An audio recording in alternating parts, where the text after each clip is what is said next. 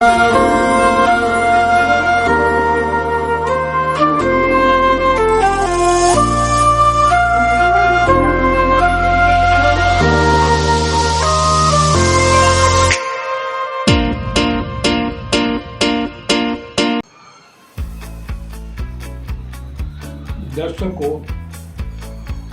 માન્યવર અરવિંદભાઈ ભોજ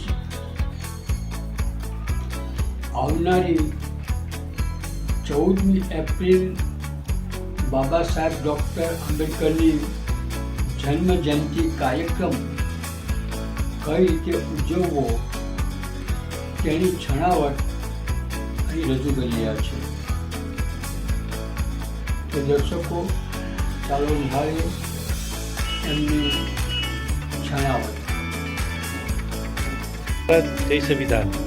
આજે આપણે સૌ ડૉક્ટર બાબા સાહેબ આંબેડકરની 132મી જન્મજયંતિ સૌ ઉજવવા જઈ રહ્યા છીએ। તો આ ઉજવણીના પ્રસંગે મારે આપણા સૌ લોકોને એક એ વસ્તુ જણાવવાની કે આપણે ઉત્સવ ઉજવણી તો કરશું જ, પણ સાથે સાથે આપણા જેટલા પણ મહામાનવો જે થઈ ગયા, ક્રાંતિકારીઓ થઈ ગયા, સંતો થઈ ગયા, એમના કરેલા કામોના બેનરો, એમના કરેલા એમને લખેલા સ્લોગનો, એમના કહેલા સુવાક્યો એ આપણે દરેક જગ્યા પર બેનરોમાં લખશું, જેથી આવનારી પેઢી અને બીજા જે લોકોની પાસે જે માહિતી નથી કે આ મહામાનવો શું હતા અને શું કામ કરી ગયા, તે આવનારી પેઢી અને બીજા લોકોને પણ જાણકારી મળે।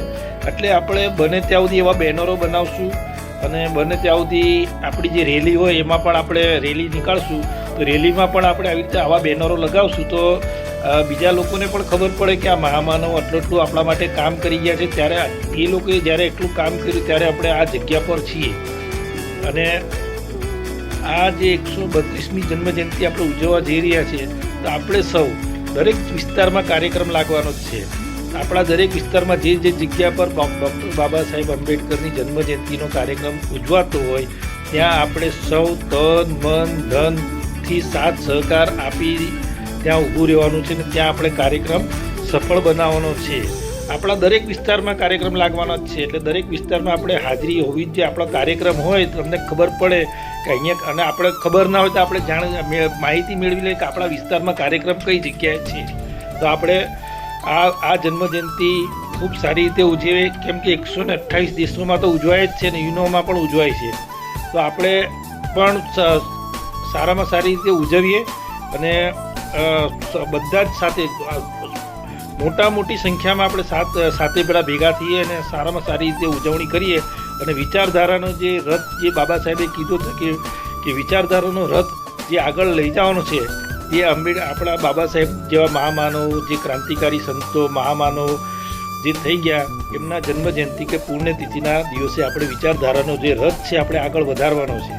જે આપણે બને ત્યાં સુધી આપણા મહામાનવોનો જે કહી ગયા છે, સંતો કહી ગયા છે, બરાબર, અને સંવિધાનમાં આપણે આમુખમાં પણ ખૂબ જ સરસ જણાવેલું છે, એ બધી જ સંવિધાન છે એ આપણે દરેક લોકોને જાણકારી આપવી પડશે કે આ સંવિધાનમાં આટલા આપણે હક અધિકારો આપેલા છે। આ જ સાથે હું વિરમું છું અને દરેક જગ્યા પર આપણા સૌ લોકોએ હાજરી આપવાની છે। આપણા ક્રાંતિકારી મહામાનવો જે દેશમાં સારામાં સારું કામ કરી ગયા છે દેશ માટે, તેના જન્મદિવસે આપણે સૌ સાથે મળીને ઉજવીએ। એ જ સાથે જય ભારત, જય સંવિધાન, જય વિજ્ઞાન।